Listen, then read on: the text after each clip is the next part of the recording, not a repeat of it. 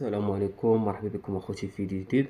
اليوم غادي نشوفوا لحظة وصول المنتخب المغربي الى وشوفوا كيفاش استقبلوهم الجماهير المغربية في مدينة الرباط. كما كتشوفوا راه في الليل على الساعة تقريبا جوج ديال تقريبا الفجر.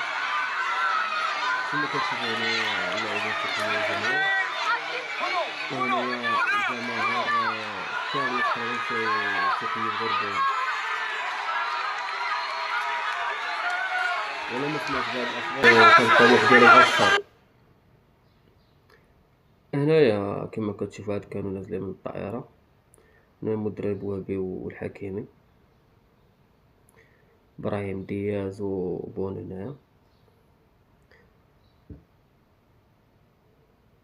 صراحة الحكيمي اللي مستوى كان ناقص هاد في كاس العالم هذا، اللي حتى واحد ما كان عاجبو.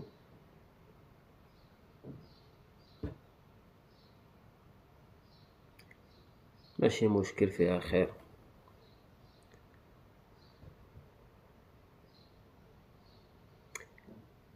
وتبارك الله على الدراري وان شاء الله نزيدو القدام بهاد النيفو هذا اللي حنا غادي مزيان. وشكرا لاي واحد تبع معنا الفيديو حتى الاخر، وما تنساوش من لايك. وتحياتي.